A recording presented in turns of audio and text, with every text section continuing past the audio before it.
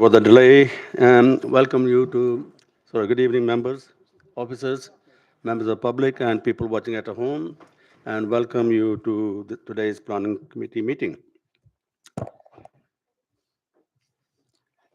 Can you put your phones off, please, or on silent, members, everybody?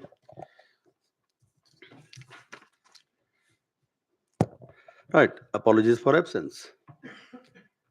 We've had apologies. We've had apologies from councillors Azim, Kiani, and Foot. Yeah. Thank you. Any more apologies? No. Yep. Chair, apologies for lateness from Councillor Aqsa Ahmed. Thank you. Right, item 2, declaration of interest under the Town Planning Committee Code of Practice. And any other communication from members? Councillor Ghazala. Thank you, Chair. Agenda item number 6 is related to my vote, comfort vote. I have not received any emails. Thank you. I'm the same as Ghazala. I know the applicant for Cranford School and it's on the border of my ward. Yes, it's item 7. I've received a number of emails on the matter. Okay, I have received email on item 4, 5, and 7. I think most of us are, yeah. Sorry, yeah, 4 as well, but Yeah. is that coming off the? Okay, yep. Okay. Item 3, minutes of the meeting we held on 17th of March. I'll take both for accuracy and materializing together. It's from pages 7 to 11. Anybody, anything? Nope. Can I sign that? Yeah, thank you.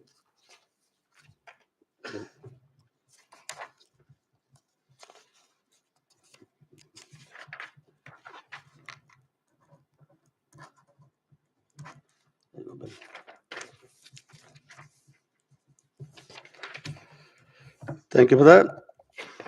Okay, couple of things. I will take item 7 first, and the second one is, for some procedural reasons, item 4 is not going ahead. It's fully supported by the applicant, and Jimmy, the legal, will give you more information for you. Anything? Yeah, procedurally, it can't go ahead this evening, so it's being deferred and will be further considered, and I suspect we'll come back to a future planning committee. Councillor Luki? Procedurally sounds quite vague. What is the procedure and why is it being applied to this item? Thank you. Jimmy, yeah, please. Basically the objectors and the applicant have been written to say it wouldn't be considered at tonight's committee, and so they're not here. There is issues in relation to one of the main planning issues on it, and that needs to be further considered by officers in the fullness of time. But we haven't got the objectors or the applicant here in front of members this evening to speak on the item. Chair, so what is a procedural reason? Because if there wasn't, if the procedure wasn't being applied here, we would have the applicant and we would have objectors. So why is this being deferred? A lot of people have been we've had a lot of letters on this. A lot of neighbours of the development and wider have raised issues with us, sent us emails. And what is the procedure? Just because, you know, the reason comes the reason for their not being here comes after the procedure being applied, I would think. And I'm not a lawyer, but I hope we'll get a proper legal explanation to this rather than something vague like procedurally. That's the reason I'm asking the lawyer to explain that, please. Yeah. I'm trying not to be vague, but the bottom line is they have been written to and told that the item has been withdrawn from this evening's committee. Yeah, so they're not here, and so legally it should not go ahead on that basis, because that would open the council to a challenge. So they have been physically written to yesterday, today, saying that it's not going to be heard at committee this evening.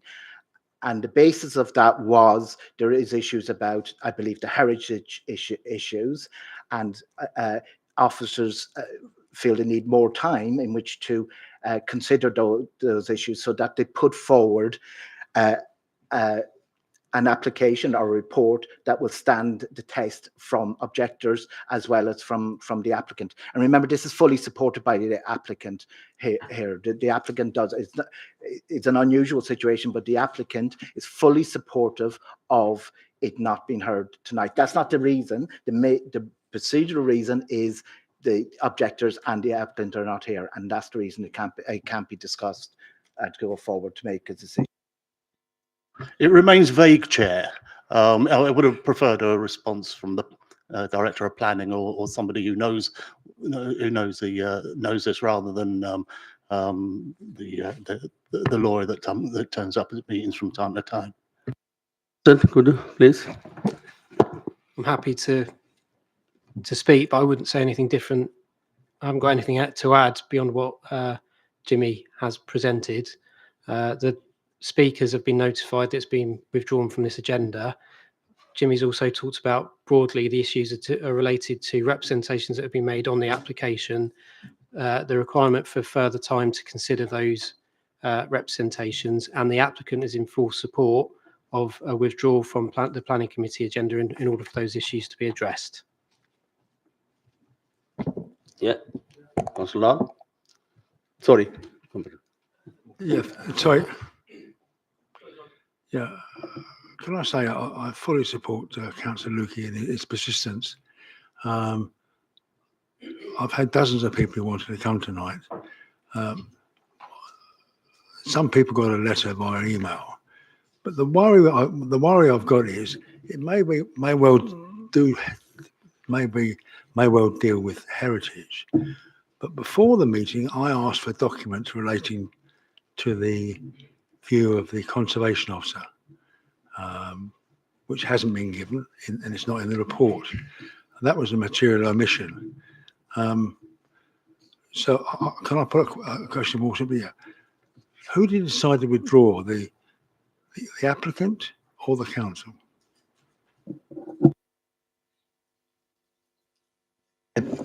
It's not in the gift of the applicant to do that, unless they withdraw the application altogether. But otherwise, it was the council who made that decision, and it was council who wrote to the public saying it would not be considered this evening. Councillor Lal? So, Chair, what I'd like to know is that the word withdrawn has been used and the word deferred has been used. So procedurally for this committee, what needs to happen? I would, and I apologise, I've used the word withdrawn. I think in the letter the word withdrawn was said, so I have to. So yeah, I haven't either, but in the letter I heard the word withdrawn. But the technical, from the legal point of view, is that it's been deferred, and why I normally would have a more of a discussion is because of that procedural issue. I know I keep on repeating myself as regards the objectors and the applicant are not here. It would open the council to a challenge. Councillor John Stout, please. Yeah, thanks. Can I just clarify something in respect of whether it's withdrawn or deferred? Can we presume firstly it's going to come back at some stage? Yeah. Will it come back in its current format? Will it come back with the same report that's currently attached to it, or will that report be updated? And will the application from the applicant be updated? Because I'm struggling to see otherwise, if they're not going to get a new report out of us, the council, and they're not going to change their basic premise of what they're putting forward, why have they chosen to defer? Sorry, Chair, or have they been advised to defer? or have they been advised to withdraw? You know, this is just I think this has just been.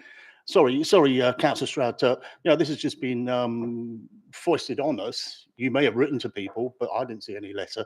It's just been foisted upon us. Is it going to be the same report? Are they going to change the application?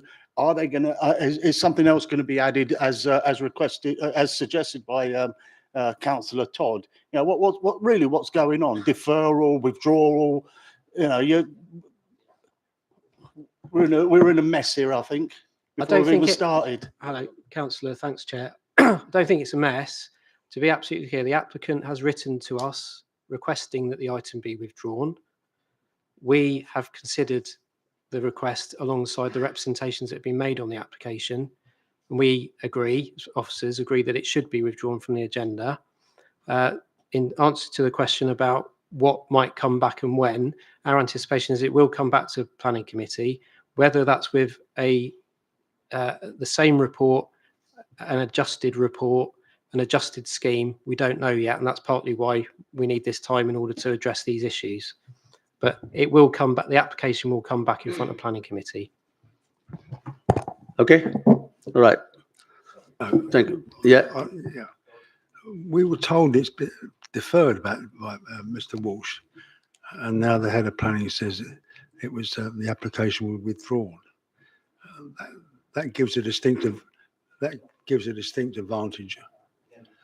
Apologies to clarify, the application itself has not been withdrawn, but we've requested that it be withdrawn from the agenda for Planning Committee, that the item is withdrawn from the agenda. So what influence, if any, did the applicant have in that decision? That the applicant requested it was withdrawn. We agree that it should be withdrawn from the agenda from Planning Committee, and speakers have been notified that it would be withdrawn from Planning Committee in order to address the concerns and representations made.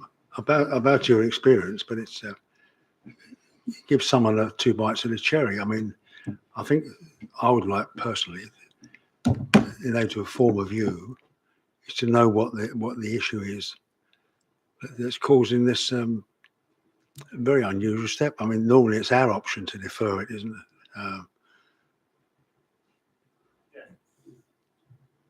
it? I agree with that. It's Oh, please generally do. in the gift of the committee, and but because the objectors and etc. are not here. I think But that's it's factually irrelevant. correct, Councillor Lukey. So I can't go beyond that. So I would open the council to challenge in relation to making a decision this evening, and so they have a right, which I'm sure you would agree with, especially the objectors, to speak and to be heard by members, and there are material consideration for members in making that decision. Yeah. right. Chair, Okay. sorry, I'm not milking this, all right, but we're not really getting the answer. The objector, the applicant and the objector are not here just because they were told not to be here. So let's park that one. Let's not come back. Don't give us that one again, please.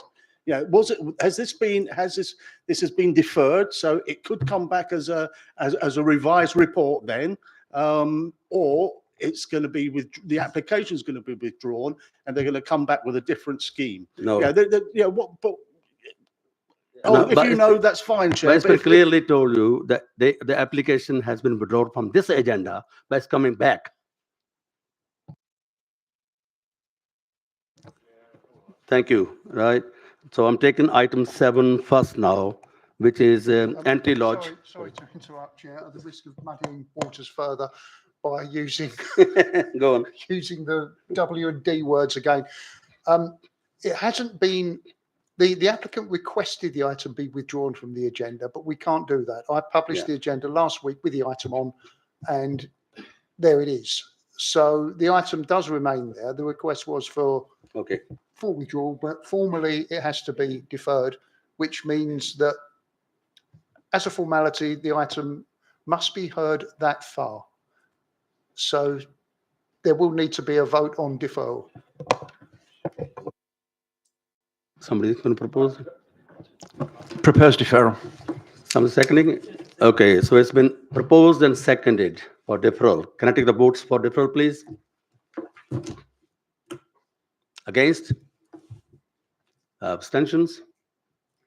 Bill? So that has been agreed with 1, 2, 3, 4, 5, 6, 7, 8, 10, 8 votes to defer, 1 abstention, 1 vote to hear this evening. Can I ask one more question? On that? Um, Yes, it may be deferred, but I'm still left in the air. Go on. Okay. The clerk said that the applicant asked for it to be withdrawn. The assistant director said earlier on that there were matters to do with heritage, which really hasn't been expanded. So that is 2 separate reasons given within 10 minutes. Go on. Just to be clear, the director was talking factually. That's what they asked. Yeah. I don't think withdrawn is the right word, but that's what they asked. And the letter that went out said withdrawn. So that's the only reason I'm repeating withdrawn. The technicality is, as the clerk said, it's deferred.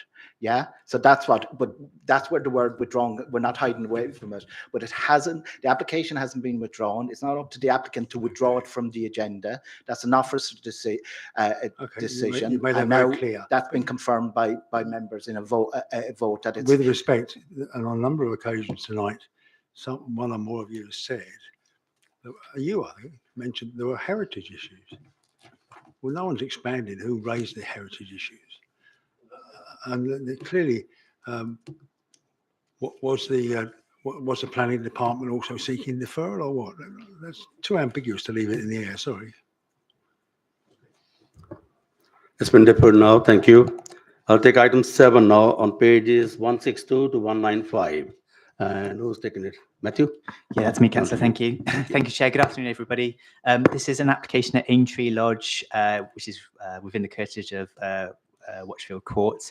So we're in the Turnham Green Conservation Area. Hopefully you can see on the screen at the moment where Aintree Lodge is. It's where the red line is. That red line actually extends around one of the garages to the western side as well. So if I may, I'll draw your attention to Watchfield Court to the north, and then to the south of the site, there are properties on fronting onto Burlington Gardens, Heathfield Gardens to the west, and Sutton Court Road to the east.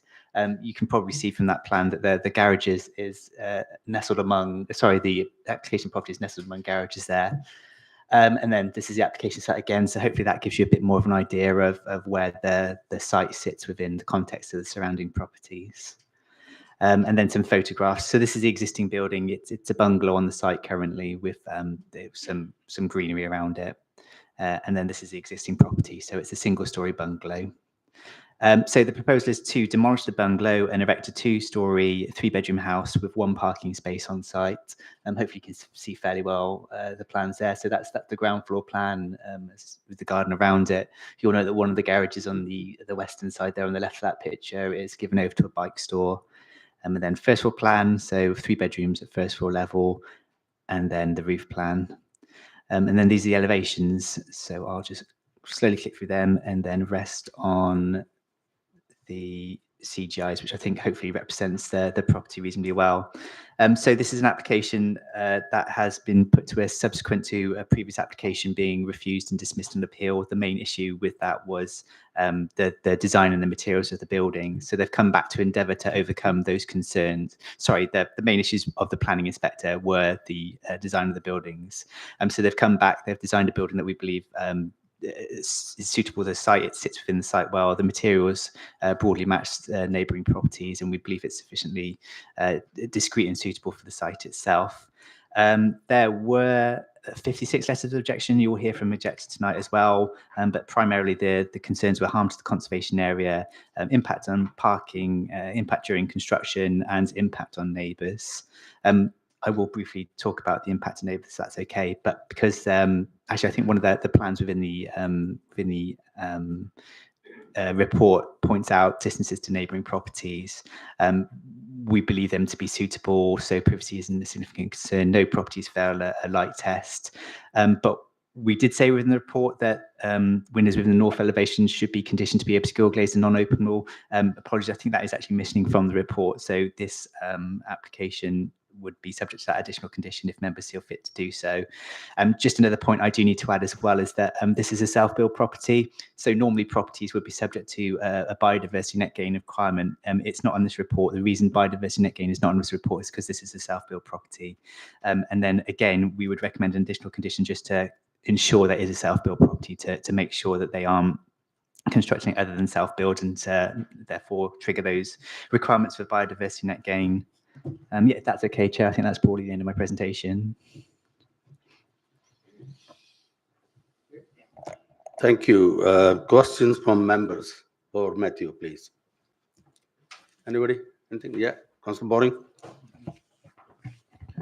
So as far as I can tell, a significant part of the objection is around design. I'm sure we'll hear more about that from the objectors, but are you able to sort of touch on why you think it is acceptable in terms of design, and perhaps also touch on the concept of pastiche, which is mentioned a few times? So one of the key things is that we're not here to impose a design discipline on buildings. There's no policy that states things need to be a certain design. So there's a couple of things to check off. One is this is in a conservation area. So we'll be looking to ensure that this building either preserves or enhances the conservation area. So that's an important aspect of this. And we have the view that this at least preserves the character of the conservation area. Beyond that, you're looking for to not dominate the existing buildings and to be suitably designed, sufficiently discreet, and to sit suitably on the plot. Pastiche has been raised, which I understand that point, but they have been aiming to design it so that the materials match existing properties in the area, which was a criticism of the previous scheme at the appeal. It was that the materials were a significant departure, and that in turn made it stand out in an unfortunate manner. So the reasoning for the materials, I believe, is to address those reasons raised by the planning inspector. Any more? Yeah, Councillor Todd. Yeah, thank you. Can we deal with the windows in particular? As I understand it from a resident who wrote to me in an email to everyone, there was some sort of concord many years ago where they would agree to install approved windows, and this does not include those windows. Apologies, I'm not aware of that. What that was, but notwithstanding that, I don't believe that's to be a material planning consideration if there was any kind of agreement outside of the context of a planning application. But if the concern it's going to fit in with the conservation area, if 99% of the estate uses a particular window and style, which is unique to the Art Deco windows, why wouldn't that be relevant? Well, so it does come back to considering the proposals put to you, and as I'm suggesting, we believe that it's sufficiently discreet in its location and suitable in its design as to not harm the conservation area, which is the key here. Does it preserve or enhance the conservation area? And we're going for the preserved angle. Okay, thank you. Right. Any more questions? Yeah, Councillor Kumilla. Chair, again, just for clarification, so the previous application, which was refused in 2022, you were saying, Matthew, that it's purely on the materials that the previous there's a difference with this application. Is there any other difference? Because the statement that's being used here, why it was refused and the appeal was dismissed, was that it was harmful to the character and appearance of the area. So was there any other factors involved, or any other factors that we need to take into account between the previous design and this design? Yeah, so apologies if I've misrepresented that. Materials did come up, but there was additional reasons about uniformity and how it sat on the plot and the scale of it. I've actually got this is a plan of the risk view scheme that was rejected at appeal. So you'll see that materials are quite strikingly different to the surrounding properties, and it sits large within its plot. And it sits uncomfortably angled within its plot at the same time, whereas this proposal is, again, materials to match the existing properties, and it sits more comfortably within the site. It fits the orientation of the site and such. So we do believe that this is an improvement on that scheme that justifies a recommendation for approval. Yeah, Councillor Luque. So the question is, to what extent is this design proposed in keeping with the style of the Watchfield Court? and within within sympathy of the Turnham Green Conservation Area, it's a roof, for example. It's not tiled roof like the rest of Watchfield Court, and fenestration has been, why has fenestration been discounted when you have got Crittall up there and the rest of the site, and looking at, is that plastic or rehab or whatever? But what is the reason for? I'm asking the question in a different way, but why is this sympathetic when previous hadn't been sympathetic there at 3.1 in the report? Apologies if I appear to sidestep that slightly, but we're looking at a comprehensively different design here. So it wasn't centered on the windows and materials alone. So they've come back with a different design, different types of materials, and we're suggesting that this is a more suitable in the context of conservation area, not just for the reason of the windows alone, but the overall design of the scheme. Yeah, thanks, Matthew. But excuse me, just looking at the sort of four main areas that have appeared for objections.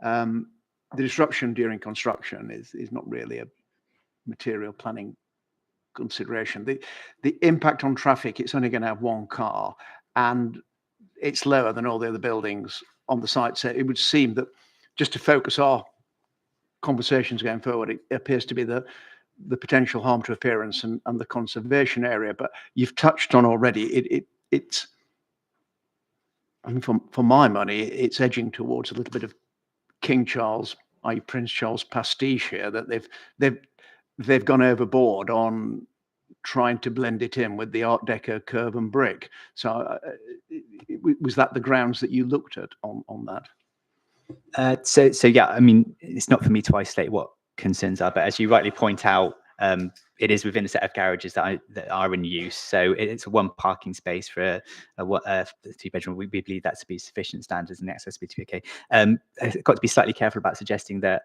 construction isn't a material planning consideration, but I will point out that it is a condition within this for it to be managed. So it wouldn't present a reason for refusal, but we will approach this and endeavour to manage it. But yeah, so again, you may get a better answer if the background of the design from the applicant, who I do believe is speaking tonight, but they've approached it in a manner that they do.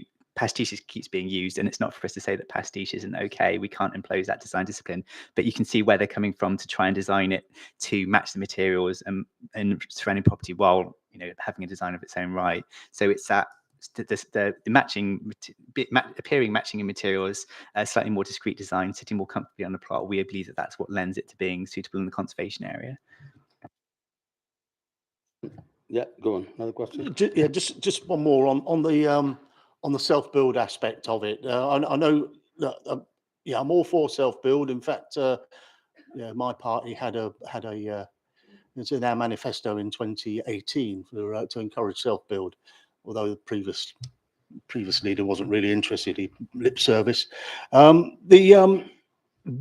do we manage self-build? If somebody's, if I was going to build a house, say. Not that I could really, but if I was to build a house, it'd take me ages. How are we going to ensure that the other residents of this neighbourhood, this block, this estate, are not going to be bothered by occasional turning up to build a house and then maybe clearing off on holiday or similar. How are we going to condition that? Because once you start a development, you can how long can you take to complete it? So that, and we know that can be a long time. So how are we going to condition that if we were to approve this? So no, you a completely fair point. So we're endeavouring to manage the construction as it goes on. We've got no real way of ensuring it's finished by a particular date. You're quite right. That's a concern. But to flip that, whether or not that forms a ground for refusal, it doesn't. And we do, we go through self-build and the difficulties attached to that. But ultimately, it is for us to encourage self-build. That is what these policies are here for, to encourage self-build. So I don't think you can use that as a reason for objecting to the scheme per se. Yeah, but how are we going to ensure that this doesn't drag on and on, or that the developer, the owner, whoever it is, just bring somebody else in order to skip the benefit of self-build. We need to condition it. Otherwise, you're just going to get people, disgruntled neighbours, for months, years on end. No, you could completely. You've touched on anxiety. Sorry, didn't talk about personal anxieties. So when you hear about self-build, we went off to the planning advisory service and said to them, look, this is self-build. How do we ensure it comes across as self-build? We want to encourage it, but as you point out, what's to stop someone else from coming on and benefiting from it? The recommendation was the condition I've suggested as part of the addendum to say put that condition on, and then that you can then hold that to account in that manner. So that is the recommended guidance from the planning advisory service, is to approach self-build in that particular manner. So that's what we've gone with. You remind us what that condition is, for people who haven't seen the addendum. Yes, can I do that towards the end, in the second part of the presentation, if that's okay? Thank you. Okay, I can't see any more hands. So can I now invite Councillor Bidder, please? Would you like to speak, Councillor Bidder? You can do. It's only your name, but he can join you, yeah. So you'll get 5 minutes in total, and we'll remind you when 30 seconds left, yeah.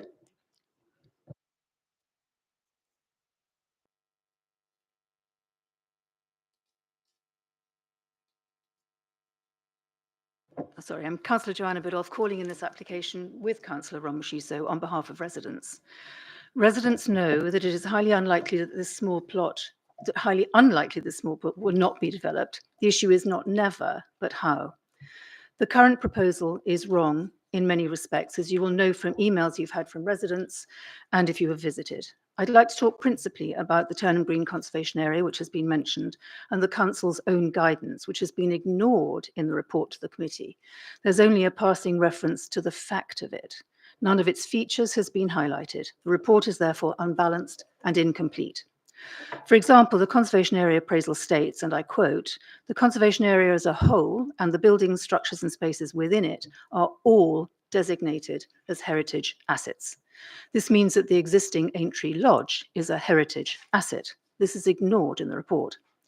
It mentions only 2 buildings in the whole of the conservation area which are out of character. If you know Chiswick, one is Empire House, a tower block on Chiswick High Road overlooking Turnham Green, which it describes as the most severe detractor and visually intrusive, and Chiswick Post Office, which it describes as a plain mid-1960s glass and concrete faced 3 to 4 story buildings, which contrasts unfavourably with its neighbours. Significantly, it also states that new developments should preserve and enhance the quality of the conservation area and should be in keeping with the general character of the conservation area. Poor quality new developments can harm the integrity of the conservation area.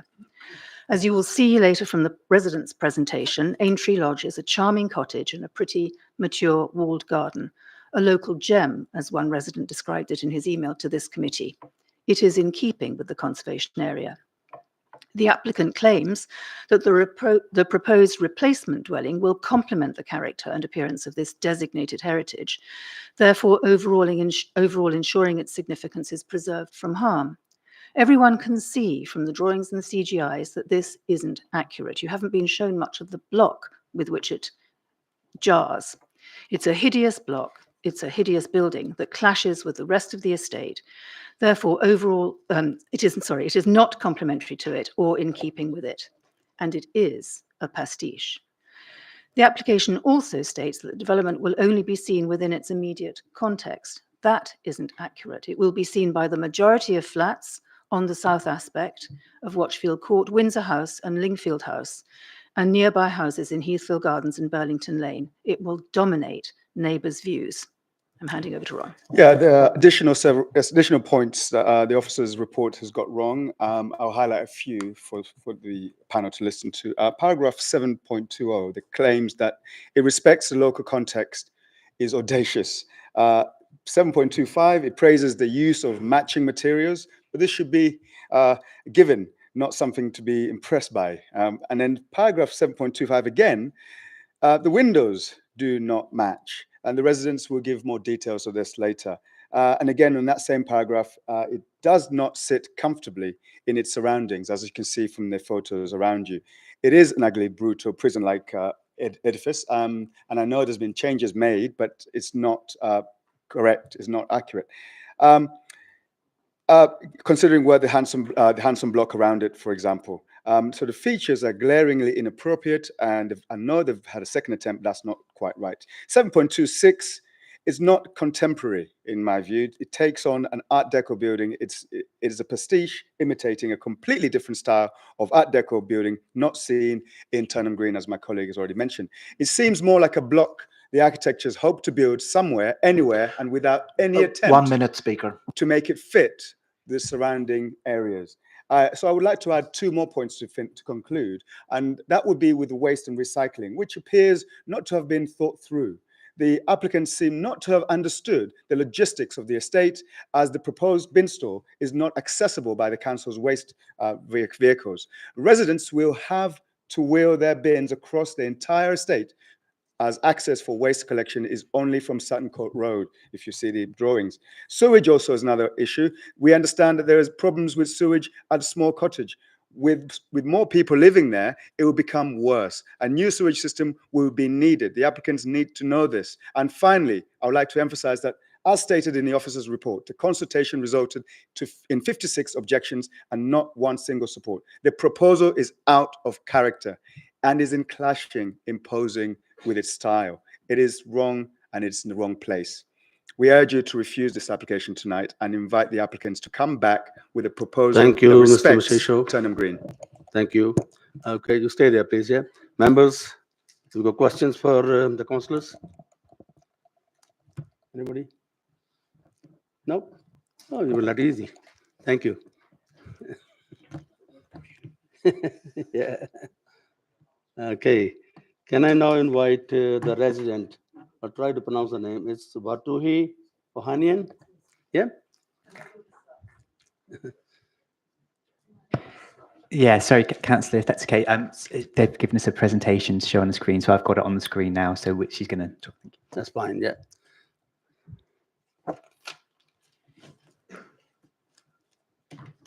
So, Ms. Ohanian, you got 5 minutes in total, yeah? Yes, thank We'll you. let you know when it's a minute left.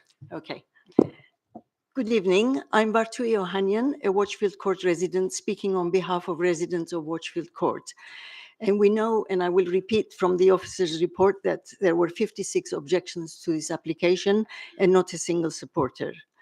We are objecting to this application because it is out of character, out of scale, a poor design, and it removes valued garden space, and most significantly, it fails to meet conservation area guidelines.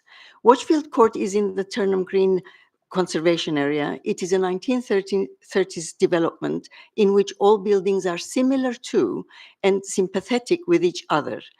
All buildings are noted for their sharp, straight angles in its balconies, corners, pitched roofs, and windows, including windows that wrap around the corners of the block, exaggerating the angles.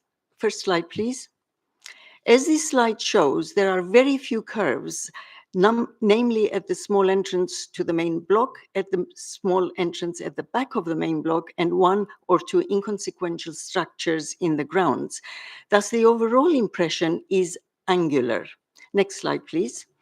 This is Aintree Lodge in its context, with a lovely mature garden contributing to the overall charm of the Watchfield estate. Next slide. Our second point is in relation to the doors and windows. Section 9.6 of the Turnham Green Conservation Area Appraisal states, windows and doors are key features in any building's character, and the retention and reinstatement of historic windows and doors is encouraged. Therefore, the windows of the new build must follow the white Crittall design and must be made of powder-coated aluminium. They must be white and not dark as they propose in the application. This slide clearly shows you the angular large windows, and please compare that with the design and color of the new building. The new build is completely out of character. Significantly, Every Watchfield Court owner is obliged to have windows that match, and no one is permitted to change their design. The entire management, the estate management has a recommended manufacturer, which everyone else has to use. It is perplexing to us that the developers seem not to have checked with the management company. They should. Next slide. The third point is with regard to the flat roof. The slide shows that it is not in keeping with the estate or any of the nearby houses, and indeed with the nearby school and church hall, all of which have vaulted roofs and are in very close proximity to Aintree Lodge. This is highlighted in the photo, in the small photo in the left-hand corner of the slide. Next slide. This slide shows the vaulted roof of the church hall and the Watchfield Court roofs clearly. Next slide. Fourth point. You can see on this slide, the new building is an overdevelopment in relation to the size of the existing building and plot. Significantly, much of the long-established mature garden will be lost just at a time when the whole world is worried about climate change, flooding, including from land lost to construction and loss of habitats. To lose about 40% of garden space in favor of an overdeveloped plot is contradictory to this ethos. Next slide. Given these significant points, we are objecting to the new build replacing the charming 1930s Aintree Lodge, a one-story cottage on the Watchfield estate, because the design is not at all sympathetic to the Watchfield Court architecture. The new building does not contribute to the character of Watchfield Court, and most significantly, it contradicts the Turnham Green Conservation Area guidance. Therefore, the new building cannot be classified as a positive contributor to the area. In fact, quite the opposite. Next slide. To summarize, what do we consider to be acceptable? The corners of the new build need to be angular to match all the other Watchfield Court buildings. This can be done without any loss of space internally. The design and color of windows and doors should match all those at Watchfield Court, and the roof should be pitched to match all the roofs in Watchfield Court and the surrounding area. Therefore, we urge you to reject the application and recommend and approve the modest modifications we have asked for. Thank you very much. Thank you. Can you stay there, please, for a minute? Okay. Any questions for the lady? Yep. Councillor Boring. Hi. So just a couple of questions. You want the roof to be pitched, but that would make it a larger building, perhaps sort of slightly more dominating. Is that generally be your preference? Yes, because it would fit in with the surrounding roofs. And in terms of the windows and the doors matching exactly, you don't think it's a different building with matching windows? You don't think that would look a bit? Well, if the That's design essentially is prestige. changed as well, so that it's angular rather than rounded, then having the windows similar to the rest of the Watchfield estate will actually blend in much better. Okay, thank And you. also they're talking about dark windows, aluminium framework, and the rest is all white. That would jar as well. So we're not asking for the cottage to remain. Obviously, that's not going to be possible, but it's redesigning it a bit with the small modifications. Councillor Lal. So what I'd like to know is that did at any stage the residents of Watchfield have any opportunity to engage with the applicant regarding the issues just raised? No, we haven't had any opportunity. They haven't approached us. I can't see any more hands. Thank you very much. Thank you. Can you switch the microphone off, please? Oh, sorry. Thank you. Right.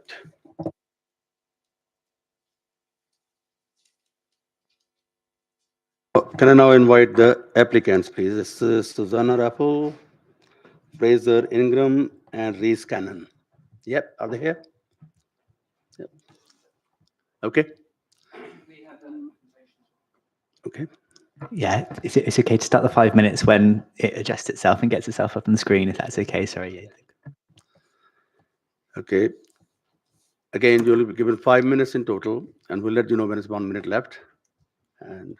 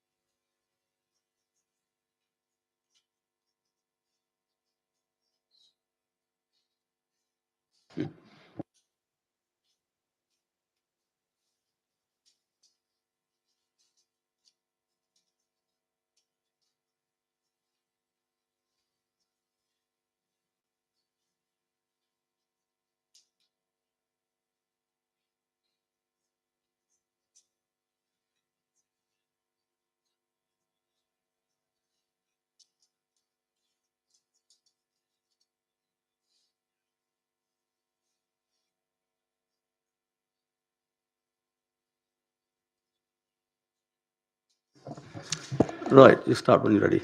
Thank you. My name is Rhys Cannon of Gruff Architects, and we're here today on behalf of our clients, Andreas and Susanna, long-time residents of Chiswick. As locals, they have deep roots in the community and approached us with a clear and personal brief to create a home that meets their current needs, but also allows for future adaptability as mobility requirements evolve. It is where they intend to retire, and the success of this project is essential for them to remain in the area that they call home. Next slide, please. The site is uniquely positioned within the Watchfield estate, functioning as an island plot, accessed via a private road, entering from Heathfield Gardens and exiting onto Sutton Court Road. Next. The Watchfield estate centres around Watchfield Court, a prominent 1930s building influenced by the Art Deco movement, albeit with an English interpretation of the style. Subsequent additions to the estate, known as the racecourse houses, were added in the 1950s and 60s and featured design references that echo the original building. Next. The plot in question is enclosed by a low boundary wall and adjoins a series of garage blocks to the west. The current bungalow layout and build quality are now outdated and unsuitable for long-term habitation. Next. We began with a thorough site analysis, mapping existing outlooks and calculating separation distances to ensure minimal disruption to neighbouring properties. Next. The main habitable rooms are orientated to the south, opening directly onto the garden. This acts to maximise natural daylight and reduces potential noise disruption. Minimal openings were proposed on the northern elevation and will be fitted with obscure glazing to protect neighbour privacy. Next. The building's low massing, flat roof and simple rectilinear forms are derived from passive house principles. These design decisions also mitigate overshadowing concerns and align aesthetically with the architectural influence of the wider estate, fully compliant with a 25-degree policy used to assess rights of light. Next. On the ground floor, entry is through a clearly defined front door, leading onto an open plan living, kitchen and dining space. A study occupies the quieter northeastern corner, and the primary living spaces benefit from the direct southerly light and views into the garden. Next. Upstairs, the design includes 3 double bedrooms, each with its own ensuite bathroom, as well as an additional study area. Next. Landscaping plays a crucial role in integrating the proposal with the wider estate and improving the environmental quality of the site. We consulted with a specialist arboriculturalist, and our landscaping strategy introduces a variety of new planting that will soften the building's visual impact, improve biodiversity and offer improved amenity for residents and neighbours alike.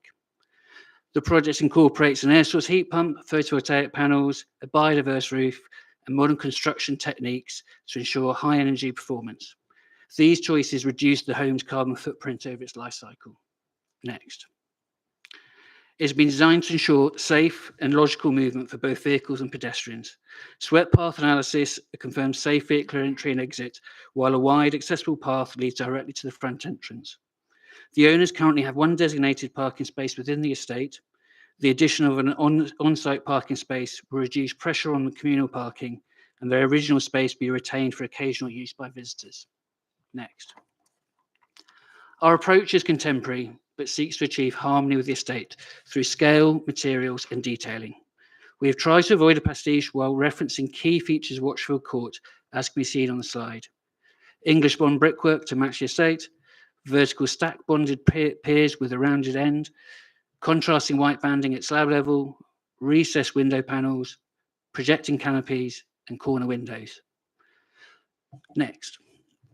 The proposed red 1 brickwork minute, Speaker. will be laid in English bond with a soldier course detailing that echoes the vertical lines and rounded details of the main block.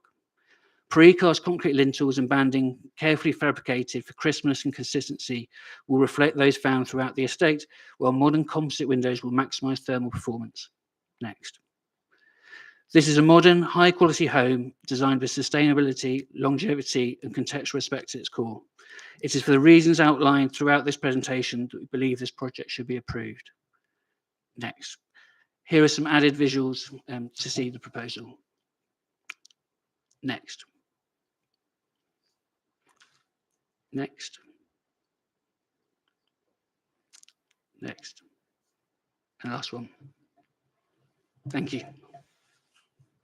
Right, thank you very much. Members, questions for Mr. Cannon? Councillor Bowring, then Councillor Stoddart. Yeah. Thank you very much. So you just heard from the objector that they would have liked the same windows. They don't like the flat roof, and they would prefer angular architecture. I'm guessing the reason for the flat roof is to have less of an impact, and you've also got the sustainability and biodiversity that comes from the solar and the green roof. But could you explain a bit why you took a different route in terms of the windows and the curvature of the walls? So yes, in terms of the massing, is that we're trying to keep it to a two-storey development, and a pitched roof would have obviously added to the height and mass, as I think I identified before. It's also the form factor of the building is simple, which means that it adheres to passive house principles, reducing kind of thermal heat losses, and has the ability then to have a green roof and solar panels. The curved corners are in respect partly to respond to the site. I think it was identified in the case officer's report that actually those curves, there's only two corners which are curved, and those correspond with how the actual plot of land and site works itself. And one of those, we've got a window wrapping around, which is kind of a reflection a little bit of the corner windows that you see elsewhere on the estate. And as a detail, generally is kind of inspired, but not kind of a direct copy, but reminiscent of kind of that period of Art Deco type period of architecture. The windows, this is an unashamed contemporary design, and we're not looking to directly emulate the main block, and so we've gone for windows which are going to be the most efficient and best for the building overall. And we think, in our opinion, we think that it looks good. Okay, Councillor Stoddart. Yeah, thank you very much. As my colleagues just mentioned, you've gone for the flat roof, and obviously, is that a living roof on the top there? Yes, green roof on top. Yes. And the other flat roof is, by the look of it, solar panels. So yeah, correct. And one of the comments you obviously heard by one of the objectors was the loss of greenery. With the green roof and what I mean, I know it's only a mock-up, but or a drawing at the minute. What is the total loss or gain of green space and the ability to absorb water, etc., compared to the original site? Do you have a view on that, or? I don't know the specific statistics, if you like, of that, but the addition of the green roof overall is. The benefits of green roofs are that they help to absorb water and to ease runoff of water. So they're one of the kind of key instruments and uses. overall is that there's there's actually probably less hard standing there is currently, particularly when you factor in the fact that the existing Aintree Lodge has a pitch roof which is totally impermeable and has no greenery. And we're trying to landscape as much as possible around the perimeter of the building to both not just replicate but enhance the current condition on the site. So basically, you're saying compared to the existing building, this reduces runoff and adds to the biodiversity. Is your contention? Yes, that's very much the intention. Yes, absolutely. Right. Can't see any more hands. Thank you very much, Mr. Cannon. Matthew, you going to take some more? Thank you, Chair. No, not a huge amount more to say other than to reiterate maybe that there's obviously a number of views about the design of the scheme and maybe preferences. Sorry, that's maybe not a great way of putting it. The key to policies is the understanding the context, preserving or enhancing the conservation area. So we need to avoid having a preference or a particular type of style of buildings here. It's about whether we're detracting from the conservation area and, as I say, appearing in keeping with the site. I think there were some other concerns about waste and parking and such, but just to reiterate, there is a property on the site at the moment, so it'd be very difficult to refuse an application on grounds of waste and parking when it will be similar to the existing situation. Thank you, Chair. Oh, sorry, excuse me, Chair. I suggested a condition as well. So, sorry, the self-built condition would be along the lines of that the dwelling hereby permitted shall be self-built or custom-built home as defined in the Self-Build and Custom Building House Building Act 2015. Prior to the commencement of development, the applicant shall submit to and have approved in writing by the local planning authority a self-build, custom-build confirmation statement. The dwelling shall be constructed by or commissioned by an individual or group of individuals or a person working for them, and that individual must intend to occupy the dwelling as their primary residence. Evidence to demonstrate compliance with this condition shall be submitted and approved by the local planning authority prior to occupation of the self-built property. Thank you. Thank you. Any questions for Matthew? Yeah? Yeah, Councillor Todd. Matthew, you heard Councillor Biddulph imply that you hadn't considered certain aspects of the Conservation Code, or would you like to address that? There's a conservation area statement that isn't explicitly stated within the report, so apologies if that is seen as being omission, but it has been reviewed by our conservation officers who drafted statements, and they raised no concerns with the application. Okay, yeah. Councillor Lal first, sorry. No. Chair, I'd like to know whether any pre-application advice was sought by the applicant, and then I have another follow-up question. My apologies, I don't have that information in front of me, sorry. I don't know the answer to that, but I'm assuming there was a degree of engagement. Yeah, I could have done with the case officer for that one, apologies.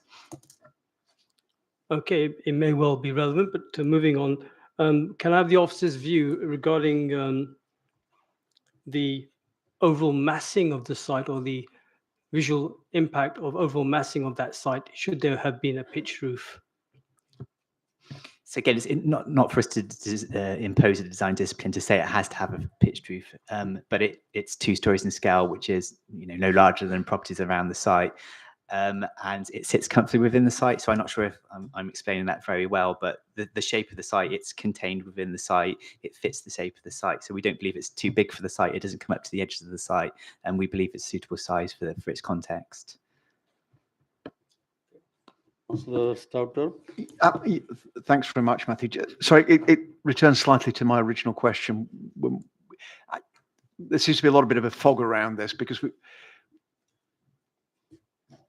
we heard from both the councillors and to a degree from the other objector that it was a question of taste, what looks right and what doesn't look right. But clearly they're not things that we can really, we're not here to decide on whether we like it or not, whether it looks good. It's what are the, and I suppose Councillor Lal just touched on it, what are the actual, sorry, Councillor Todd rather, what are the actual nubs of the conservation area bit that we really need to focus on? Sorry, because it comes back to preserving and enhancing the conservation area. In terms of specifically applying the conservation area statement to this particular property, it's a little bit more difficult because conservation areas statements have like constraints and enhancements and such, and they focus on more of the public realm, whereas I don't think there's anything explicit about this site that I can apply 2 here. So it's more about the principles of whether it conserves or enhances the conservation area. But that is rather subjective matter, isn't it? Whether it enhances it. There's no objective test.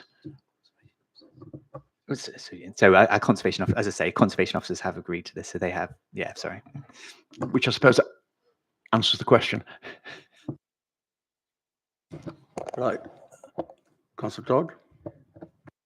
Councillor John Stratt spoke about it's a matter of taste. I think that's a very simplistic response. The application was refused first time round and lost on the appeal. I found it very interesting, the comments of the witness who spoke on behalf of the applicant here. He made no gesture or inference that he had consulted, that he was conscious of the conservation area. And I think certain parts are totally alien to the estate, which is terribly important. Thank you.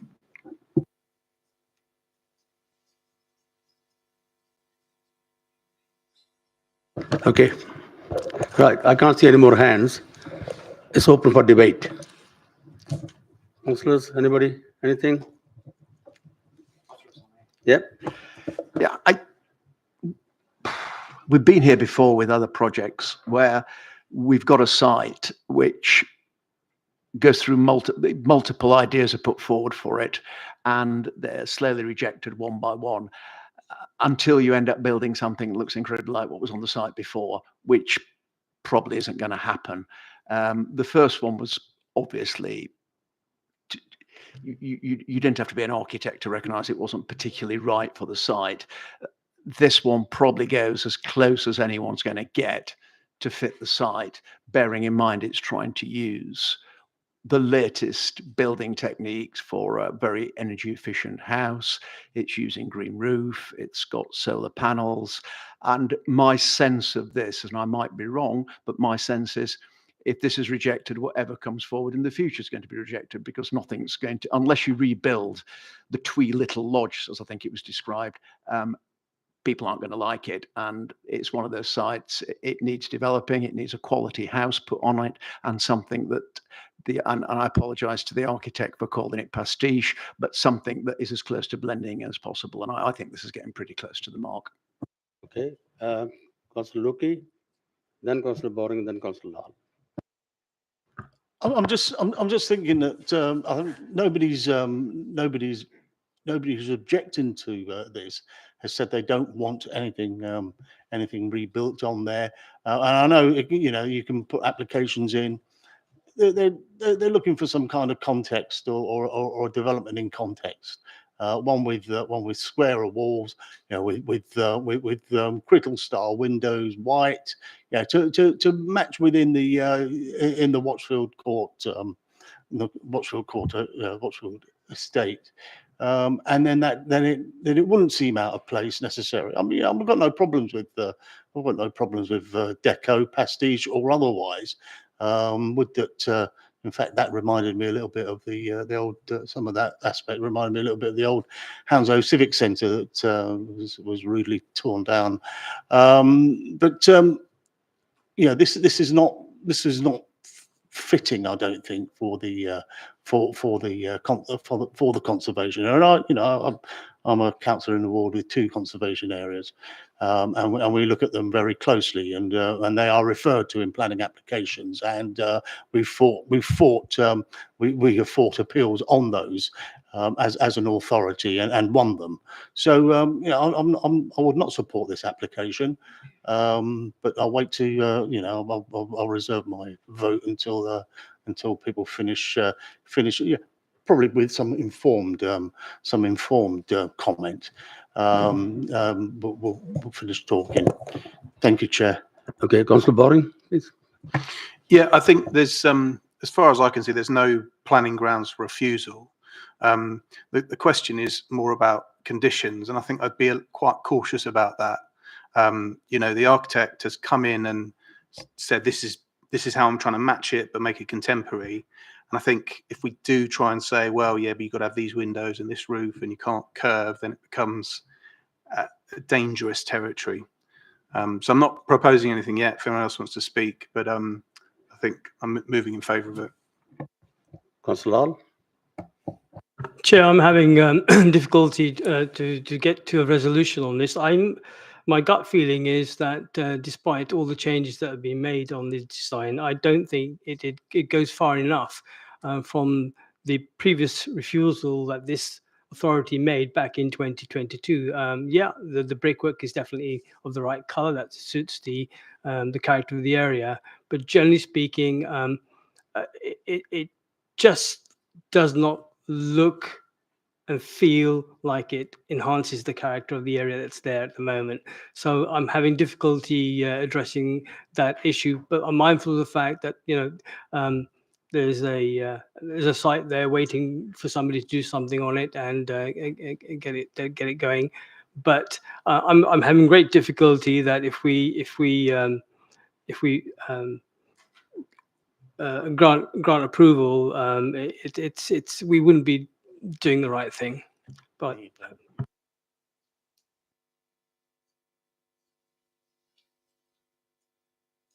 Any more hands? Well, the application there for approval. Anybody proposing anything? Yep, Councillor John. I'll propose approval. Have we got a seconder for that? I've got a seconder, okay. Propose for approval and seconded. Can I take a vote for the approval, please? Okay. Count. Oh, sorry. Can I ask people to get hands up, please? 6. Yeah, against? 4. Abstentions? Okay, what do we do? 6 for approval. You there?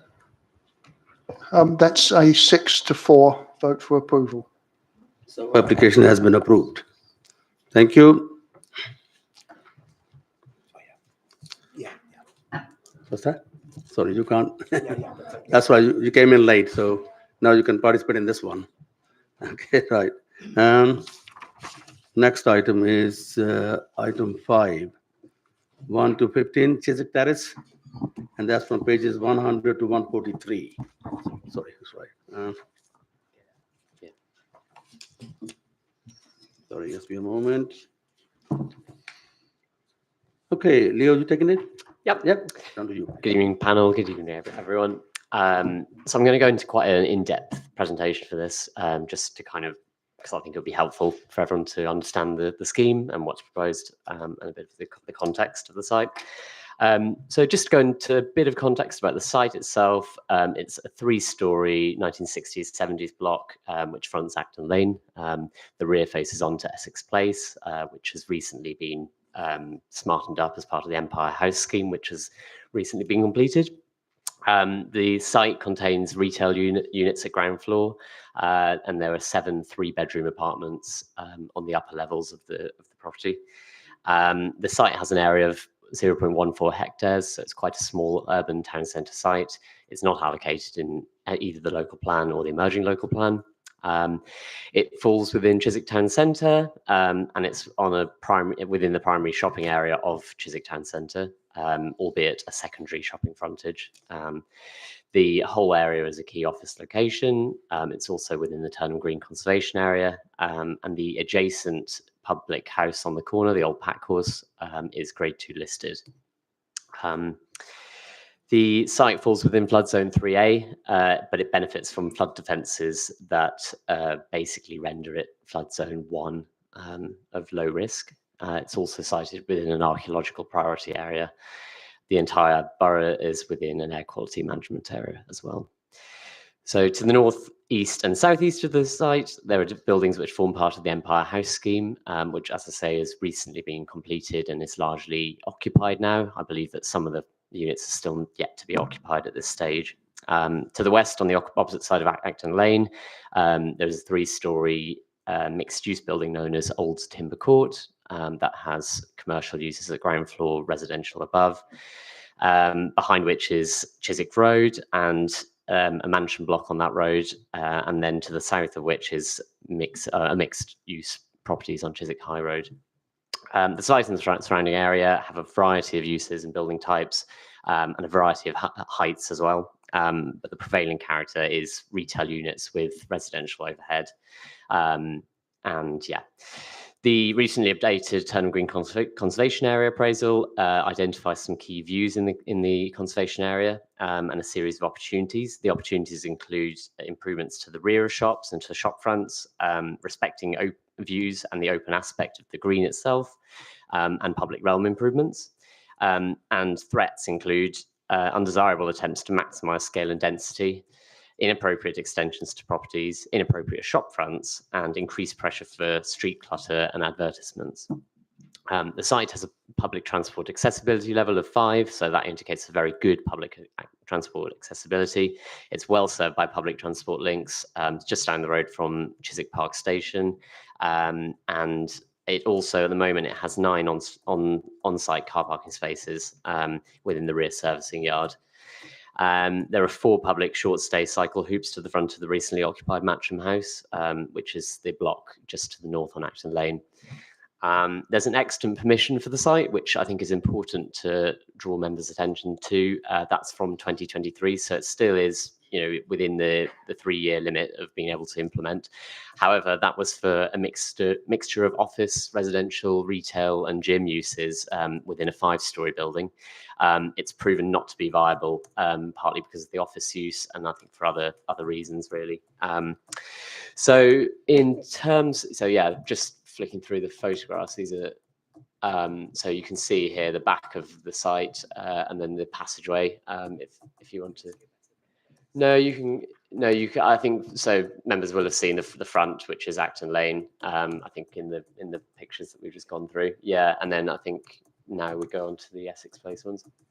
Just to run through them quickly. You can see the buildings in a fairly poor condition. The rear of house is quite untidy, and what's gone on around it through Empire House has significantly enhanced the area. You can see the public realm improvements that have gone on Essex Place. I'm very familiar with the site myself, been down there a number of times. It's quite nice. There's trees have been planted there now, so the intention I think here would be to kind of maintain and continue that enhancement. So just to go on to the proposals. So the proposal involves a comprehensive redevelopment of the site, which would involve the entire existing building being demolished, and it would see a 6-storey building being erected in its place with a basement level, and that would accommodate 85 ensuite specialist care bed spaces, which are under the C2 use class. So they are full care home bed spaces. They're not independent senior living, as we've seen elsewhere in Chiswick. And there would be communal internal external accommodation in support of that, and a re-provided 172 square metre Class C retail unit at the ground floor and basement levels, which is to the north. So you can see that in the yellow on the diagram there. That's the re-provided retail use, plus the basement space as well. In terms of the height and design, it would appear as a 5 to 5.5 storey block, with a setback sixth story. So the 5 stories would essentially be the same level of Matcham House, which is to the north. The top floor is set back to kind of appear subservient and maintain the heights of the area.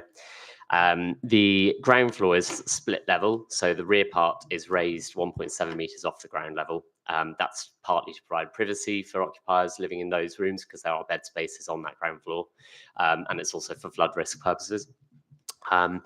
So the total building would rise to 21.6 metres above average ground level. That would include lift overruns and rooftop plans and solar PV equipment. So all that's been factored into the design very carefully, and it's not going to be considered as an afterthought. The building would be clad in brickwork, 2 types, stack and stretcher bond with stone copings and bandings.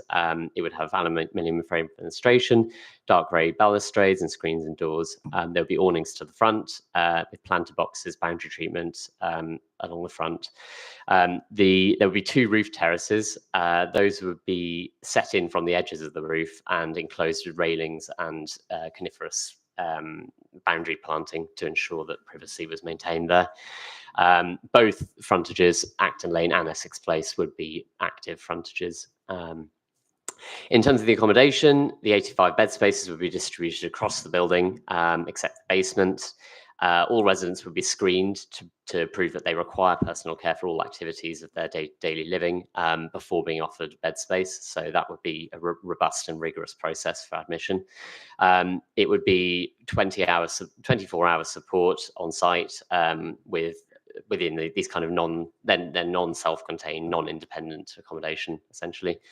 The rooms vary in size, but the minimum size would be, I think, 15.5 square meters for the rooms. All of them would be en suite. And then the main staff and operational recreational spaces would be in the basement, with staff changing, training rooms, kitchen, laundry areas, associated things like that. Unit 6 would have a small patio, which is on the right-hand side of this diagram. So yeah, that would be just whoever owns that one would be the lucky resident.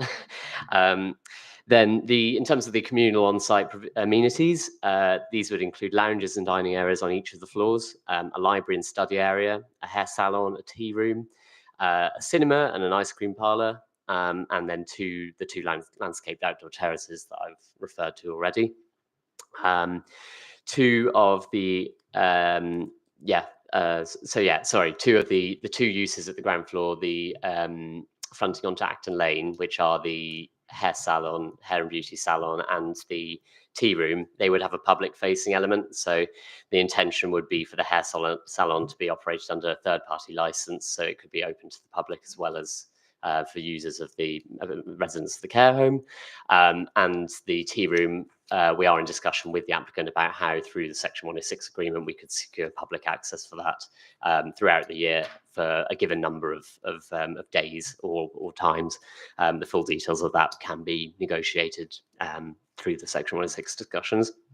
In terms of access, parking, servicing, the access would be from Acton Lane mainly to the building, with Essex Place only used for the servicing, emergency access, and other and substation access as well. No changes are proposed to the dropped curb at the back, so that access remains at the same location that it is at the moment.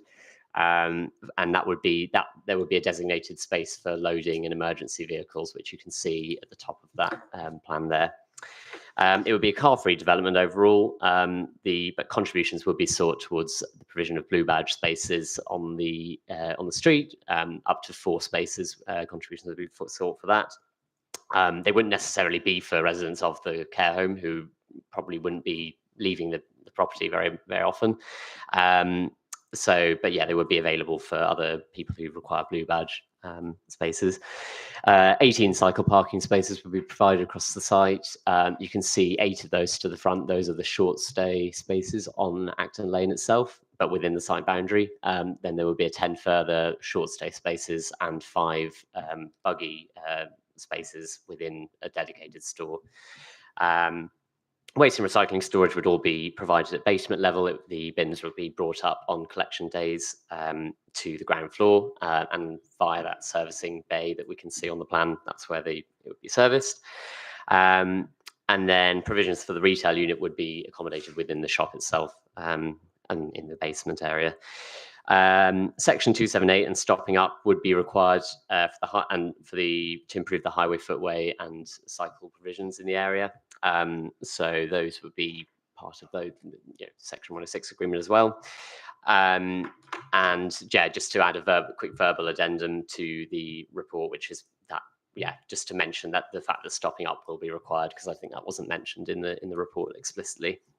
Environmentally, the scheme would deliver an urban greening factor of 0.42, so that meets the requirement. It wouldn't be eligible for biodiversity net gain, but the applicant has provided 100% net gain notwithstanding. So that's obviously a significant benefit that goes above and beyond what they're required to do. The reason why they're not expected to deliver biodiversity net gain is because the scheme doesn't impact any priority habitats, and it impacts less than 25 square meters of on-site habitat or 5 meters of on-site linear habitat. So there's nothing on the site at the moment in terms of greenery. It's 100% impermeable land surfacing, basically. So just to run really quickly through the kind of key planning issues, really. Obviously, one of the number one ones is the loss of the retail, and the fact that the reprovision would not be as much as what's being lost. In total, 525 square meters of retail would be lost. That's so 697 square meters are on the site at the moment. So, however, 172 square meters would now be provided. And then there's the 57 square meters of the hybrid space, including the salon and the tea room, which would have that public element. It would also bring a valuable use to the site and much needed housing for adults with specialist care requirements. Obviously, the loss of housing, that's 7 3-bedroom houses, flats that would be lost as part of the proposals. However, it would be justified in officers' views by the net uplift of 50 bed spaces that are proposed here. That's 477 square meters of C2 floor space. A planning needs assessment has been provided by the applicant to justify the proposal, which shows projected demand for the facility and the type of accommodation proposed. And it does demonstrate that demand in the borough outstrips the current supply, especially in the longer term and the mid to longer term, really. The new accommodation would also be delivered to an exceptional standard. And it's by a company that has significant experience in the field already in delivering these kind of projects. All of the rooms would be meeting BRE daylight tests, and the communal facilities would also be very high quality. Level access will be provided throughout, and the developers also gone to good lengths to kind of ensure really high quality, which are exemplified by the fact that they, in the rear facing ground floor bedrooms, they've decided to frost the lower parts of the windows to obscure against visibility of the ambulances that might be coming into the property. So that shows a good attention to detail, and the fact that they've been receptive to planning to the design officers and what we've kind of discussed with them.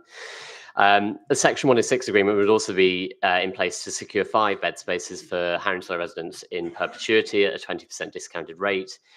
That's been agreed with the council's housing and joint commissioning teams up front. They asked for that specific number of bed spaces to be reserved, so that's what's been secured, and the applicants agreed to that.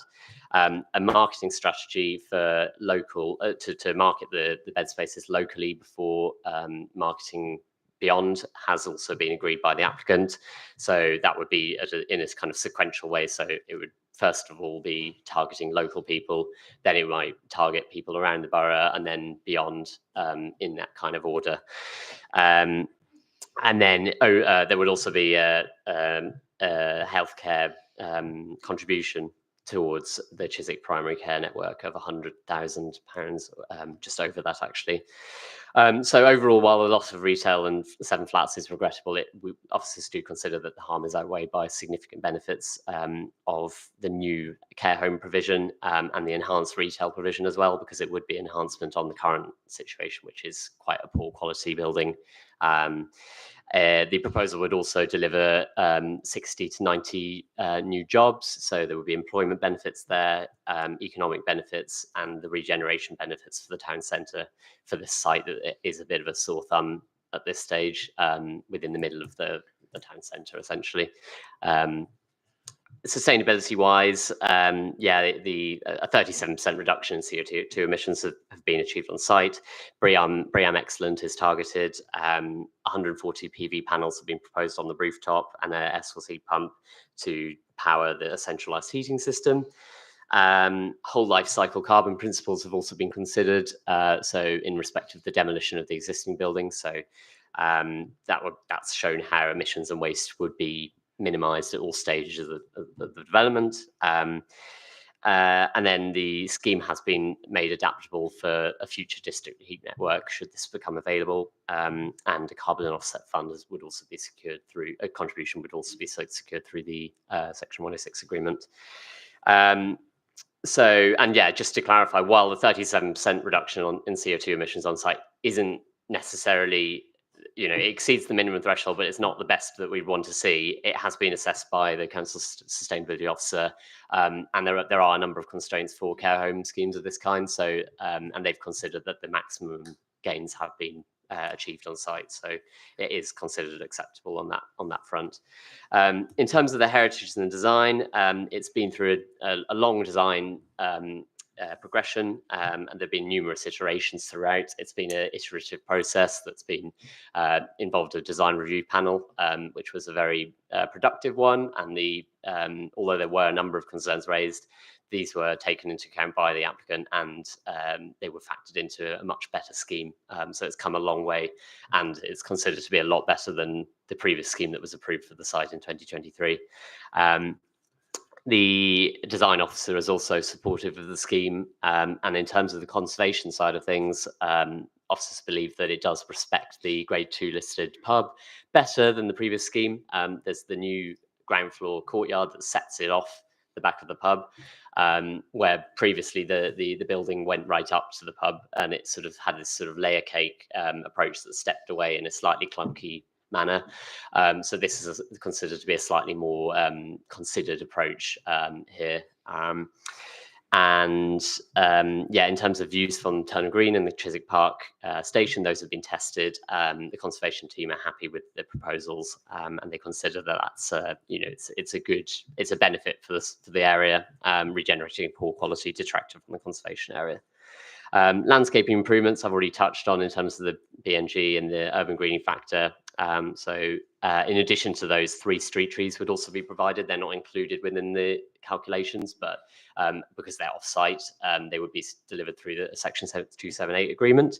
And the applicant has taken efforts not to put excess clutter onto the streetscape, so that it's kept clear for pedestrians in this kind of busy part of the town centre.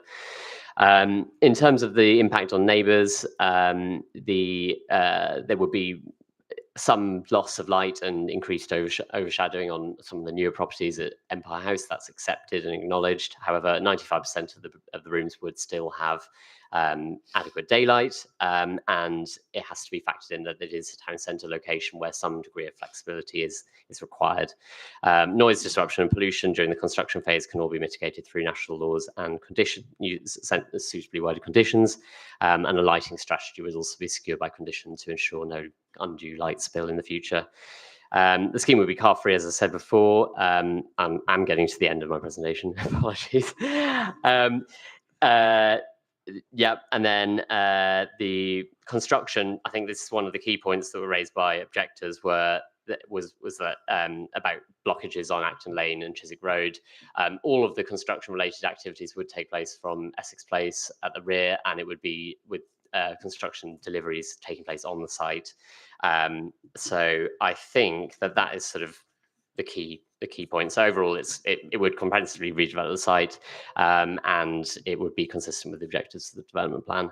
So it's recommended for approval. Thank you, Leo, for a very detailed presentation. Okay, questions for Leo from members? Yep, Councillor Bowring.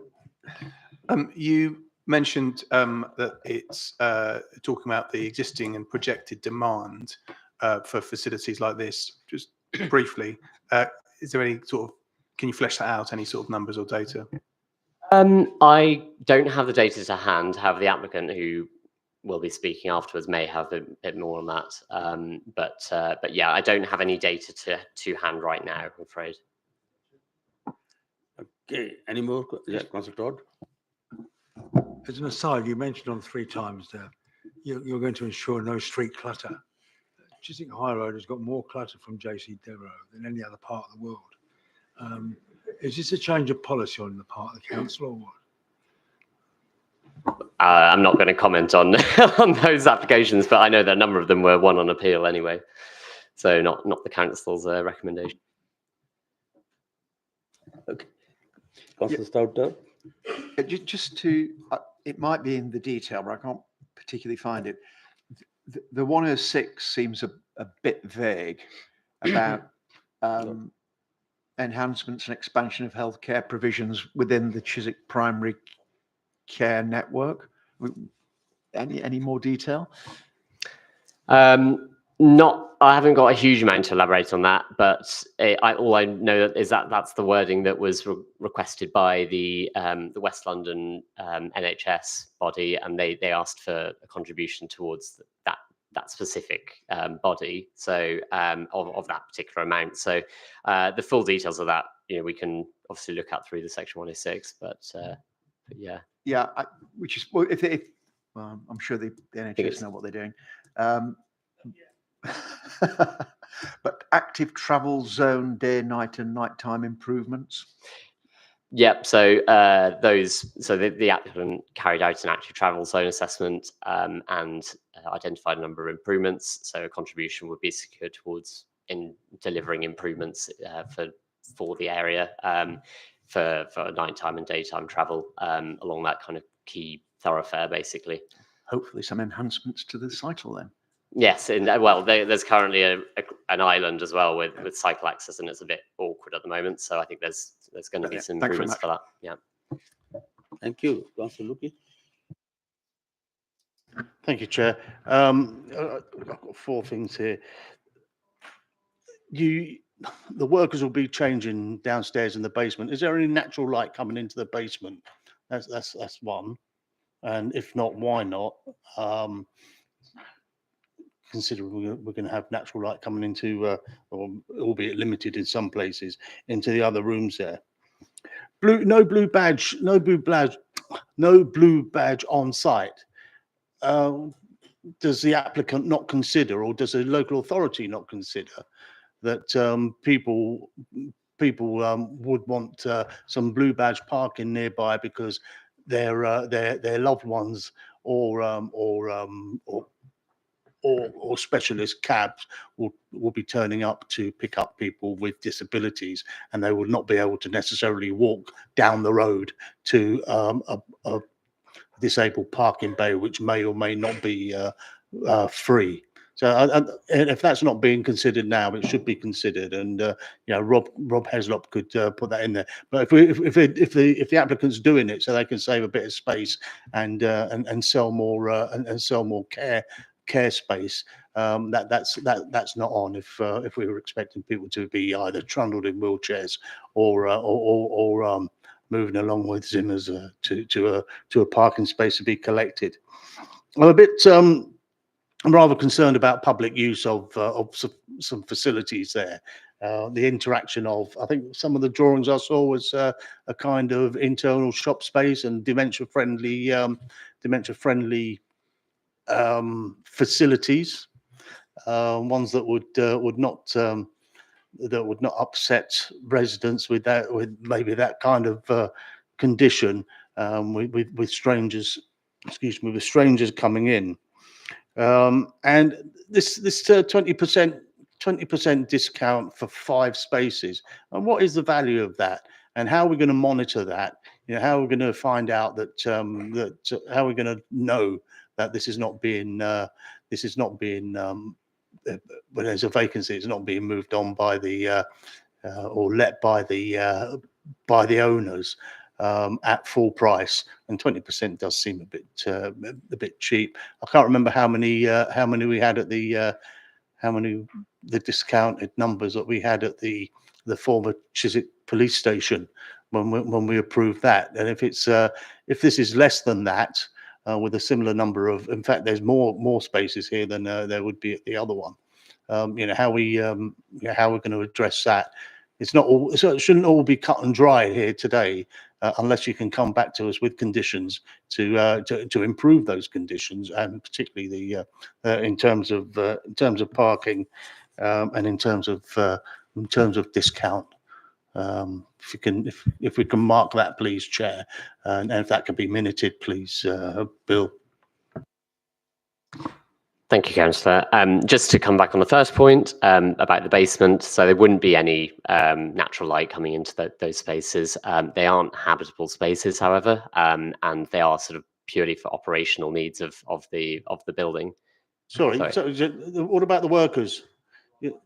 Oh, there are. Sorry, there are. Correct. All right, okay. I'm corrected. All right. Perhaps if the applicant's here, perhaps they can explain. Yeah, no, actually, Right. On this plan, you can see a number of light wells, which do provide light into those spaces. So hopefully that answers that one. Sorry for the incorrect assertion at the start. No blue badge on site. I think the intention was for the blue badge spaces to be delivered on Essex Place from existing bays. So that's directly to the rear of the site, so easily accessible. Yeah, yeah. So, because I look at there is provision in the Section 106 agreement for some of the parking bays on Essex Place to be converted to disabled parking bays if required. I would also point out that blue badge holders are able to park on double yellow lines outside on street as well.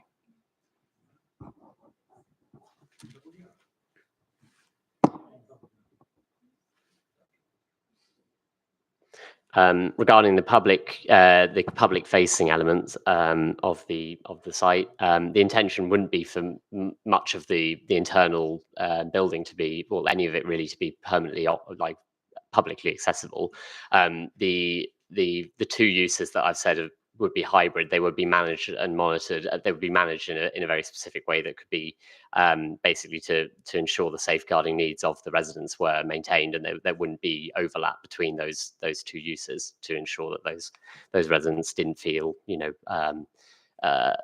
vulnerable to outside people coming in. So that would be the intention for that. And then in terms of the 20%, the 5 bed spaces at a 20% discount, this was specifically requested by the council's joint commissioning team and the housing team. It's the most spaces and the percentage discount that they requested. So officers have conveyed that to the applicant and it's been agreed, and that would be monitored in the longer term. Sorry, and the value of them? What is the value? Yeah, value in pounds of that discount, those 5 discounted places. I don't have that figure. The applicant might. I'm not sure. I don't have that figure, I'm afraid. Sorry. Okay, right. I can't see any more hands. Thank you. Can I invite Councillor Biddulph, please?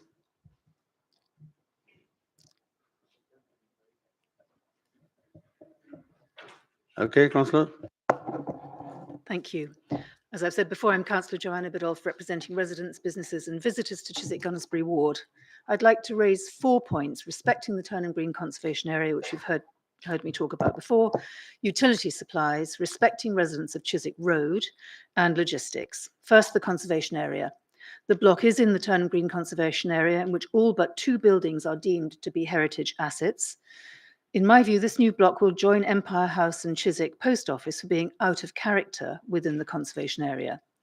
I expect that at the next conservation area appraisal, the boundary will be drawn to exclude it, ending at the back of the next door Grade 2 listed Old Pack Horse Pub. But it's an opportunity lost to build something more in keeping with the conservation area with all its heritage assets. I need to say that residents are also concerned about its increased height. I haven't had a lot of representations on that. That's just a comment. Second, utilities. I spoke at a recent Ealing Planning Committee about the huge Bollow Lane development. Bollow Lane is 100 yards from this application site. We had reassurances at that meeting that Thames water supplies would not be affected, but then I discovered immediately afterwards that Thames had already written to residents of 72 flats at Gunnersbury Court at the top of Bollow Lane, saying it cannot provide water to them and the Bollow Lane development. Instead, it will provide a pump and its maintenance for 1 year, after which residents must pay for it themselves. Residents have been told that the cost will be substantial. What reassurances has the applicant had that this development will be supplied without pumping and that others will not be told they will have to pay for pumping water to their homes or businesses because Thames Water cannot service them? This is a really significant issue in our part of London. Thames Water cannot supply homes and businesses. Third, protecting the residents of Chiswick Road. Chiswick Road is opposite this development site. It's purely residential. There are many businesses nearby, including cafes, restaurants, and the pub I've mentioned. All have had to endure the many impacts of a large number of developments around them. Several blocks of flats at the Chiswick High Road end, Empire House and its satellite blocks to the east, imminently the expansion at Duke's Gate to its north, and now this development.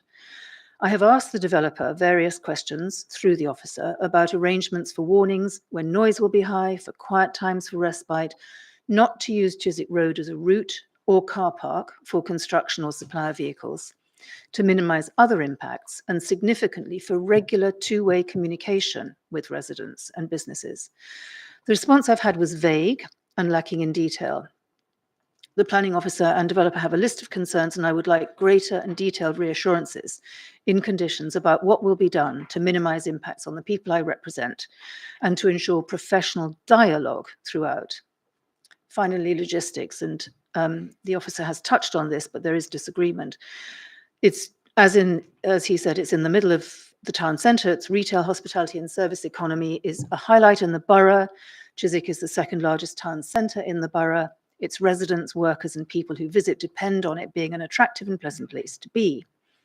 Residents are absolutely clear that the construction of this site cannot be done from the back in Essex Place, and nor will it be possible to deliver materials via the back, since we've had the developments from Empire House's satellite sites, the new builds there are benches, there are reductions in turning circles.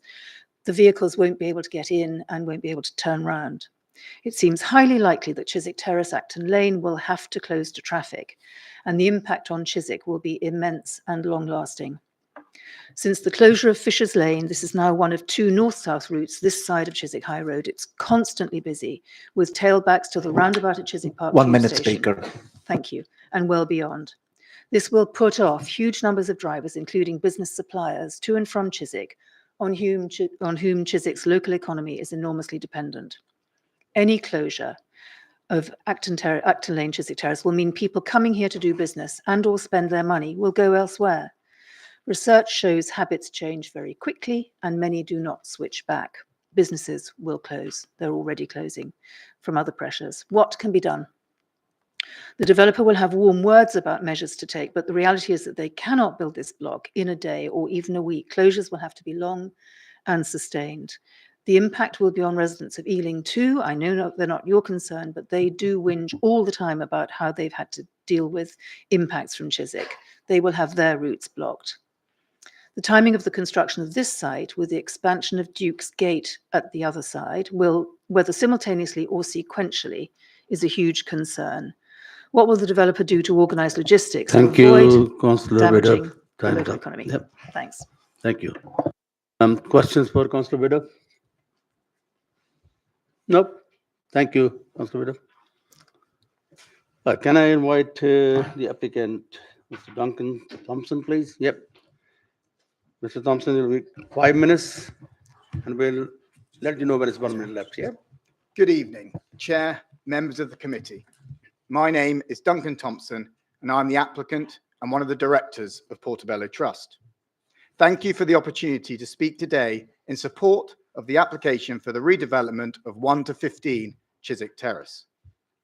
The proposal is more than a building. It's a vital response to the growing care needs of our ageing population.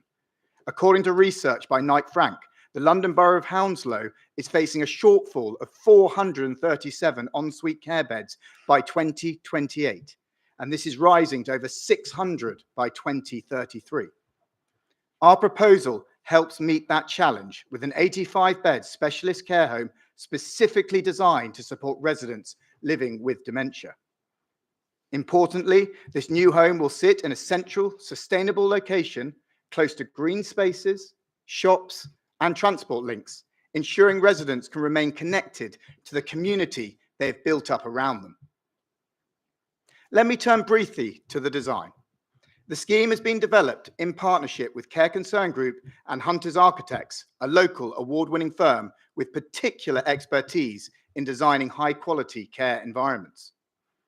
The care home adopts a household model where residents live in smaller groups of 6 to 8, each with their own lounge. The layout avoids dead-end corridors and uses visual cues like glazed and timber screens to encourage independent movement.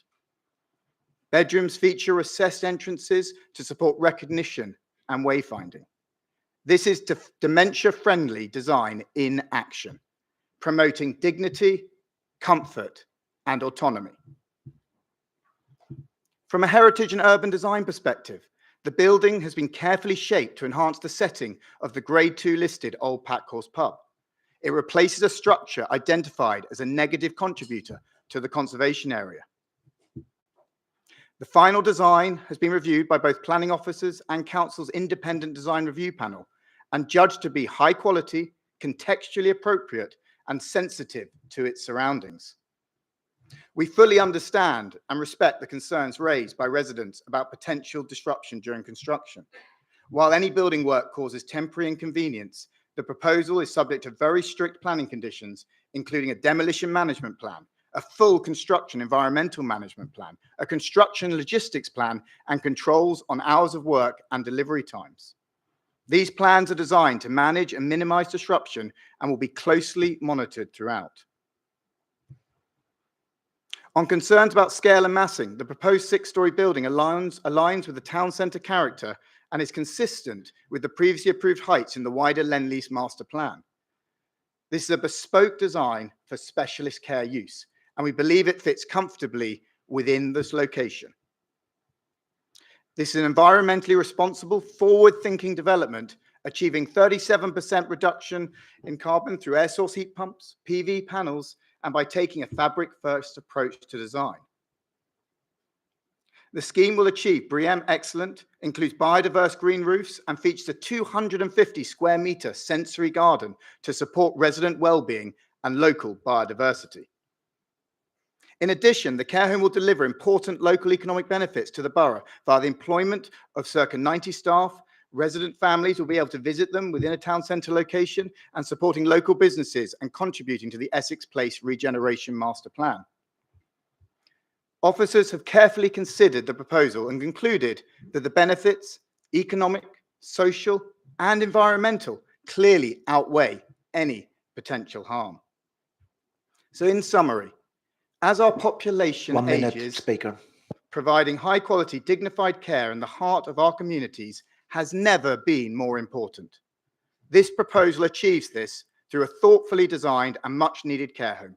It will deliver lasting benefits for vulnerable residents, support local services, enhance the conservation area, and strengthen the borough's care provision for years to come. I respectfully urge you to support your officer's recommendation and approve this care home, which will deliver lasting benefits to the Hounslow community. Thank you, Chair. Thank you, Mr. Thompson. Questions for Mr. Thompson? Yeah, Councillor Bowring. A couple of things. First, I didn't quite catch. Could you just refresh me on the shortfall, on the projected shortfall of Yes, beds? so by 2028, which is when the care home will come to sort of use, it's 437 ensuite beds in Hounslow.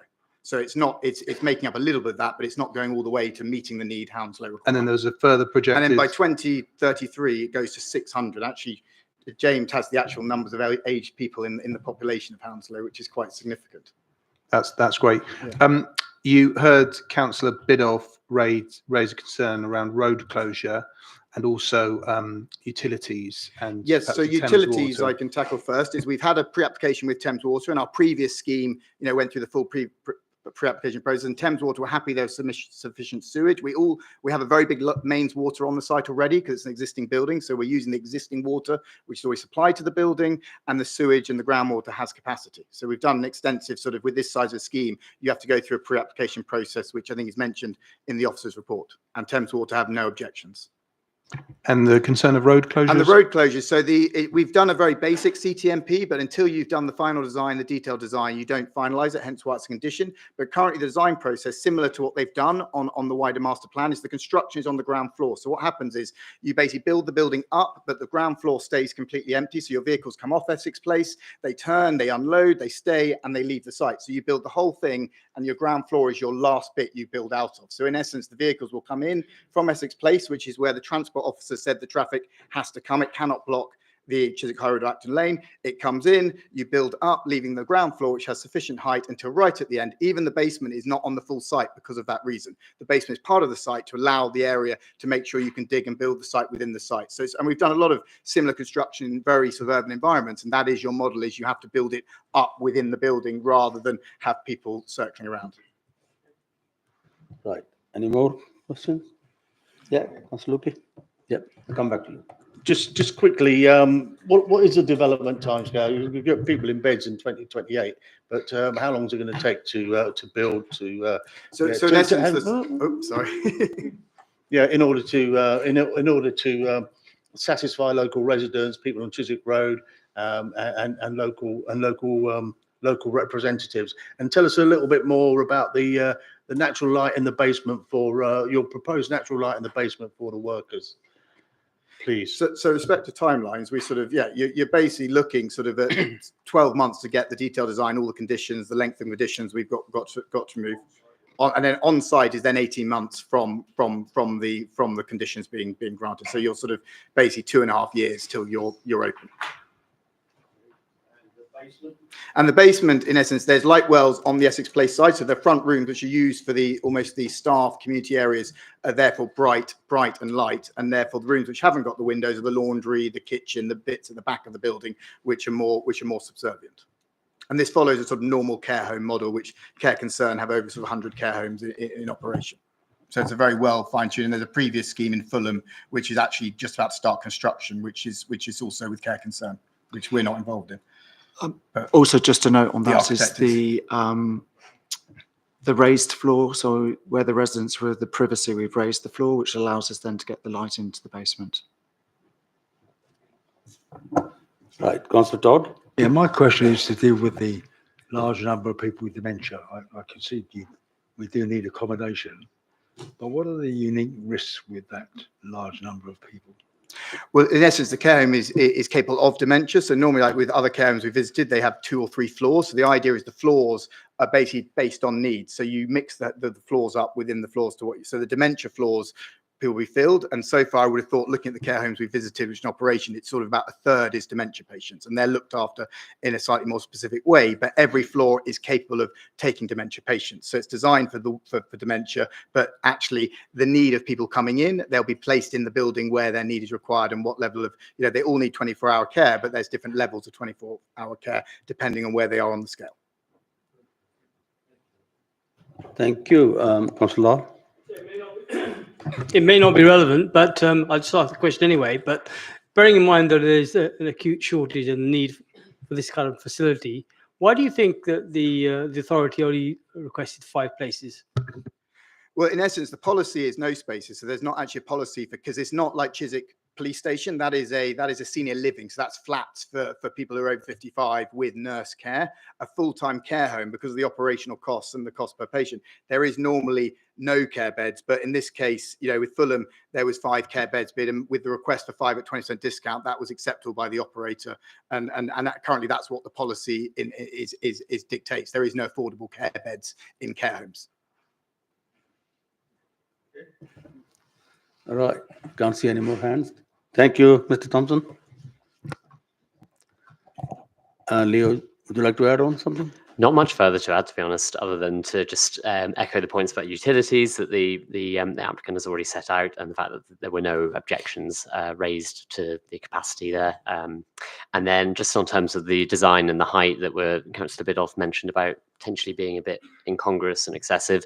The original scheme was 5 stories already. This scheme is effectively 5 stories plus a setback 6th story, so the impact is relatively marginal compared to what's already been approved on the site, and we officers believe it to be consistent with the emerging context in this part of Chiswick. The neighbouring buildings are of varying heights, including some taller buildings, so we feel that it sits well in that context. In terms of the transport side of things, Chiswick Road, I don't know if Rob wants to briefly comment. Yeah, if I just had a brief comment about construction. So as highway authority, we would expect developers not to have a significant impact on the highway network, and that's true in this case. We would normally specify what routes construction vehicles can take, and we will ensure that is in this construction logistics plan. That will exclude Chiswick Road. It will generally, we would expect the vehicles to take the shortest route from the development to the strategic road network, which in this case would be Chiswick Roundabout. So not using Acton Lane, not using Chiswick High Road through the town centre. We will specify that. We would also include requirement that construction workers don't park on street. They would have to comply with CPZ operation hours in any case. So I think they were the main 2 points I just wanted to make, but we've heard what the applicant has said about construction vehicles using the site.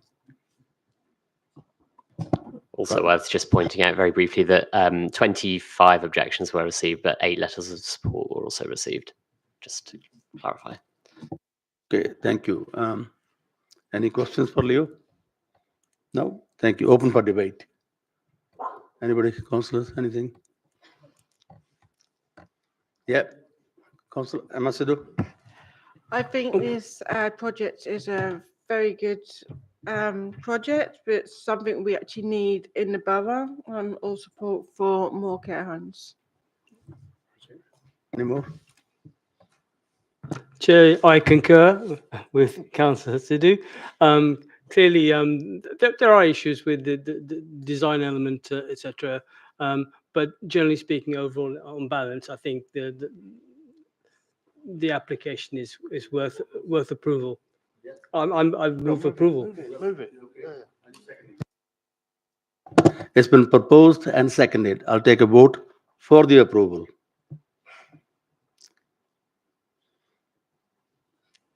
Against, I can't see anybody. No abstention. So For the record, that has been approved unanimously. that's it. This application has been approved unanimously. Thank you, everyone.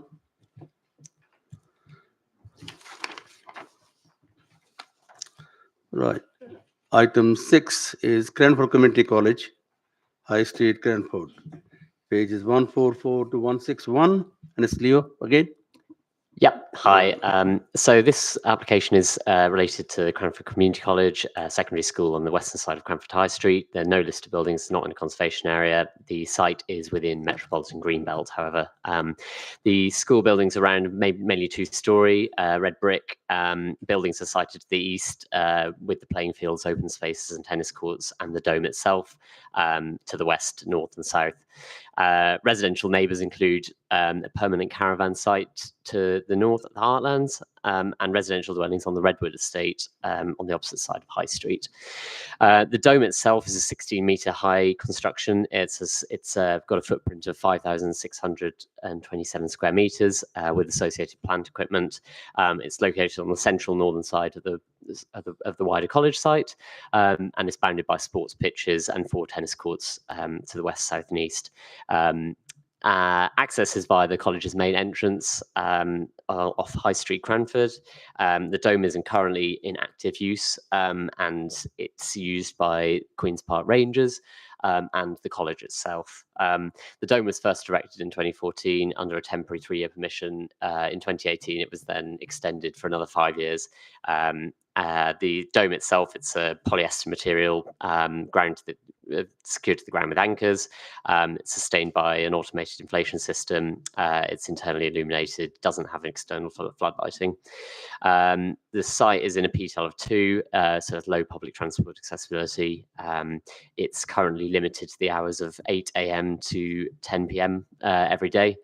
And it's been used, as I said, since 2014, with a limited amount of community use through a temporary, through the CUA through the temporary permission. So the proposal itself, it seeks to retain the current dome in its current form, no changes to the design, and basically retain it in perpetuity. The only amendments, the only changes really to what's proposed are an increase in cycle parking spaces. So there's 20 on site at the moment. It's going up to 60 to meet London Plan standards. The car park management plan would also be introduced to secure Blue Badge and EV charging bays over time for the school. And a community use agreement would basically be secured by legal agreement. The terms of the community use agreement aren't here at the present. We haven't got a community use agreement before us right now.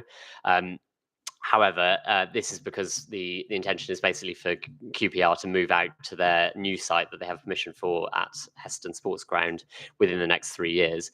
So the intention is that the Section 106 agreement would secure that community use agreement within that 3-year period. However, the terms of that CUA have been agreed upfront by the council's sport and leisure officer and Sport England, and there are no objections there. So those would all be incorporated into the legal agreement. They were, and they're set out in the committee report. So I think Yeah, the hours would remain the same, 8 till 10 p.m. And there would be a clause which basically said in the legal agreement that if QPR did not vacate the building in time within that sort of relevant 5-year period, the permission then could be discontinued. So that's to ensure that there is that sort of community use coming into play within the next 5 years. So I think that's sort of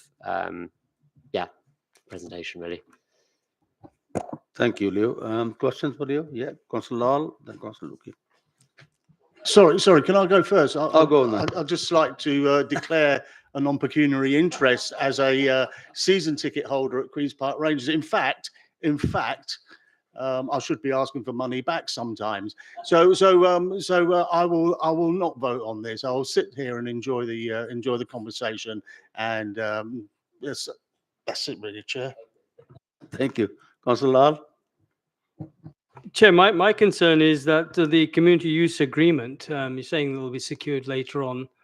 It sounds too vague for me. I mean, if you're going to approve this application, what's to stop the applicant or to disengage with that process and not fulfill our requirements? Well, as I said, I mean, the key kind of framework and the skeleton of that community use agreement have already been agreed up front. So we're clear on what's actually going to go into that agreement. And then in terms of actually holding the applicant to that we have that sort of 5-year and 3-year clause that's going to be written into the Section 106. We already have a draft of that agreement in place at the moment, and that arrangement's been checked by the lawyer who's drafted it, and they're happy with that approach, and they don't see any issues with that being the case. So basically, after the end of that 5-year period, if the community use hadn't come into play and QPR hadn't moved out, that dome that permission would essentially lapse at that point. Okay, any more questions? Yeah, Councillor Stouter. Yeah, just quick. We give permission for a number of these things around the borough. This particular one, what's the life expectancy? Because it's obviously not a permanent structure, and it's going to come back on a 5-yearly renewal. Is that? No, that's not the intention for this one. The intention isn't a temporary permission; it's to retain the dome permanently. However, we do have that sort of safeguarding thing in the event that it doesn't come back to the community within the 5-year period. The dome itself is of a high quality, and there have been sort of measures that have been set out in this current application in terms of improving the kind of sustainability credentials, flood risk, and other kind of elements like that to ensure that it's fit for purpose in the long term and it is a robust structure. But yeah, it's essentially it's in good condition at the moment. The intention is to keep it in that condition and maintain it. Nope. Okay, it's open for debate. There's no speakers on it. Yeah. Anybody? Anything? Yeah, Councillor Macedo. So this dome is fantastic. The kids use it every day. The community use it every day. QPR use it all the time. It does so much for the community, and I approve this, and I recommend that we move to a vote. Okay. Okay. It's been proposed. Anybody second? Okay. It's been proposed and seconded for approval. So I'll take a vote for approval.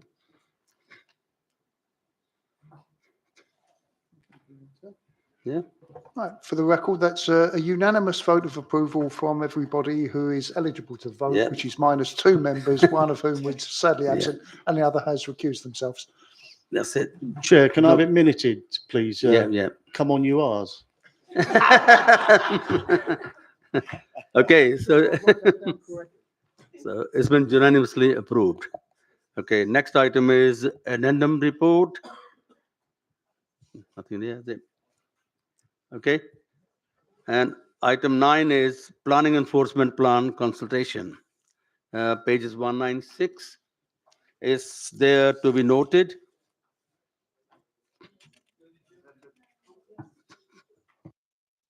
You want to say something? Yeah, just make a comment on it. I've looked at this online. Can Hmm. I ask someone to check it over, please?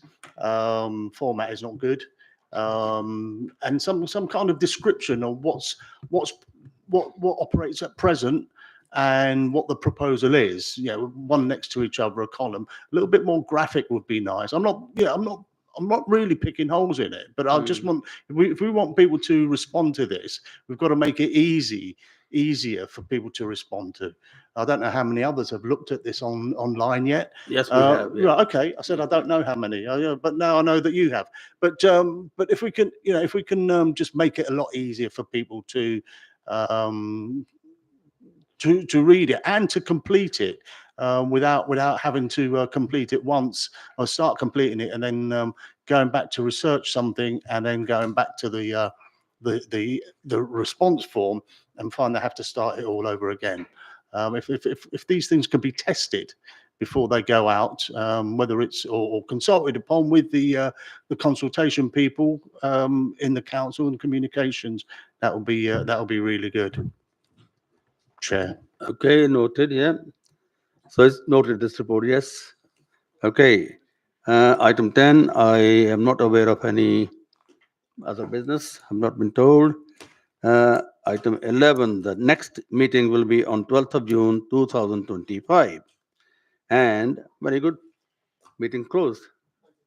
Thank you for your attendance.